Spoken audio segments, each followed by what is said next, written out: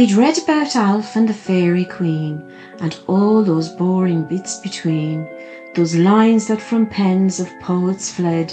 Then we shut our books and our comics spread. Across our yellow desks that groaned, we drooped our skulls and quietly moaned. To skip another endless hour of such boring stuff was frankly imminent. We'd simply had enough.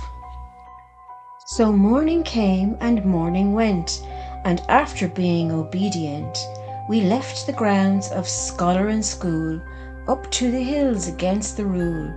A meadow wide, all spread with flowers, was where we'd spend our stolen hours, for freedom's unexpected taste was grabbed with joy in reckless haste. Beside the meadows sweet and green were a group of rocks which trees did screen. A rabbit chased by us there fled, to calm its heart and hide its head. Some ivy clutched the rocks and grew between the forest bells so blue. But look, cried one of my three pals, a cave therein, we're cultured gals. So in we went, all one by one, until we'd left outside the sun. A few yards down a light did glow, and thence my chums and I did go, to see if 'twere another way out. But shortly we did harbour doubt, for clear and white is the light of the sun, that much is known by every one. Yet this light that we saw so near was rippling yellow and not so clear. Soon a fellow we did see, and sure enough he too saw we, but not afraid of he were we, as the chap looked friendly as could be. He lifted his skinny crooked finger and beckoned to us who there did linger, to a chamber tall and wide, where we took our places by his side. This guy was tall and thin and grey, and on his head a hat did sway. The hat was green with sparkling gems that fell down to his copious hems, that billowed from his monstrous gown, that surely must have weighed him down. The sleeves were harder to make out, but from them two long arms did sprout. He moved though crookedly with grace, and such a wrinkled knowing face. His eyes were glittering blue and rose above a crooked slender nose. His face was spread with wrinkles, yet the flesh was clear and firmly set. The mouth was wide and full of a grin that bared his pearls and dropped his chin.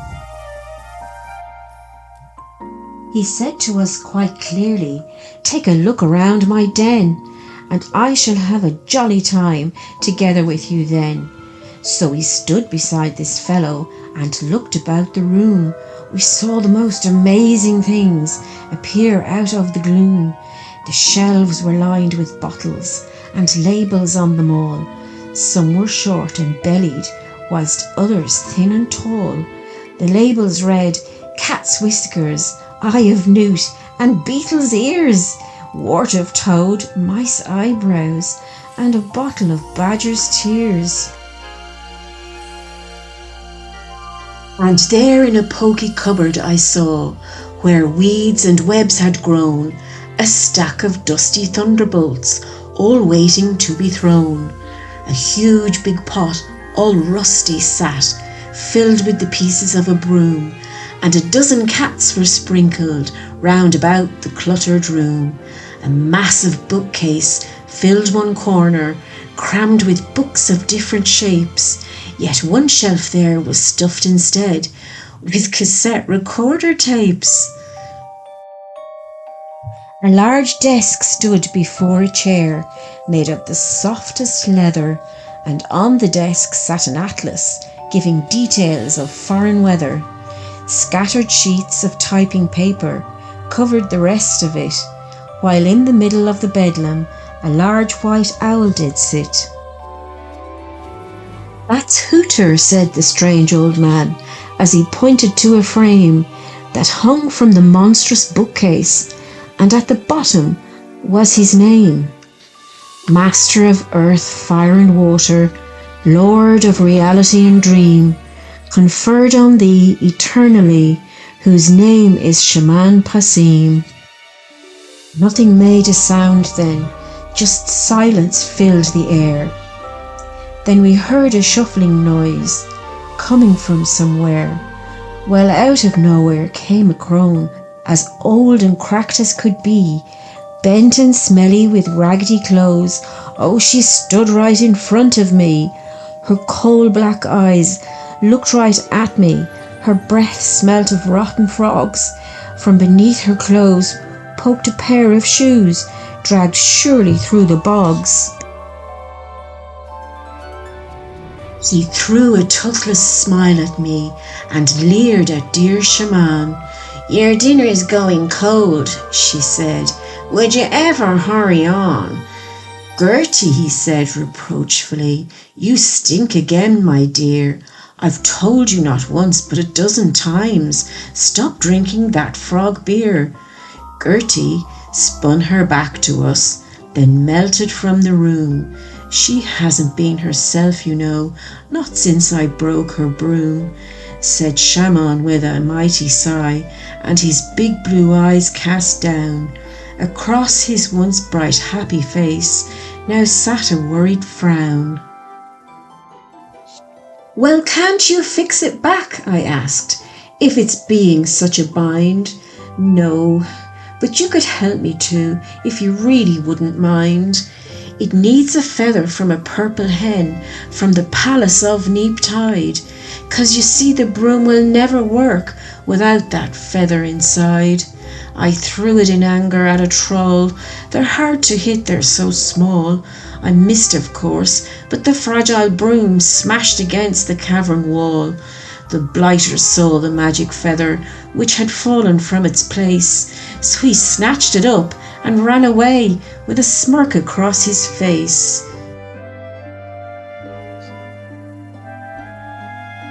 We felt, of course, that we should help, as he was in a bit of a spot.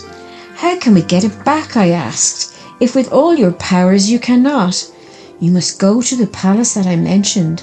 I'll draw a map if you like, 'cause you'll never find the troll, you know, and he's a horrid little tyke." So he drew us a map and shoved us through a door leading to the west. As Shaman said, of all the ways, this was the quickest and the best. Before we knew it, we were in a large castle with loads of places to hide, and over the door hung a mighty plaque saying Palace of Neep Tide. It wasn't long before we found the room where sat the purple hen on a mountain of satin cushions inside a golden pen. I clambered up the golden rails, my knickers for all to see. My chums stood below beside the door, watching nervously. At last my arm stretched in and plucked a feather from her wing, but somewhere in the distance we heard a little ting. So I quickly slid to the marble floor and ran with the feather out the door. Coming from every direction were trolls, 100 of them or more.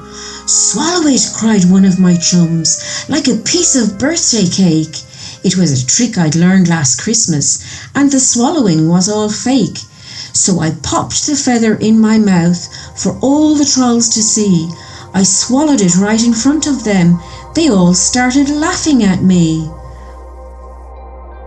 So while the little trolls all laughed and rolled about the floor, my pals and I made a run for it, out the exit door. We heard some of them follow us, so we ran a good deal faster, hoping we would make it back to Shaman, our dear master. They were closing in fast, despite our haste.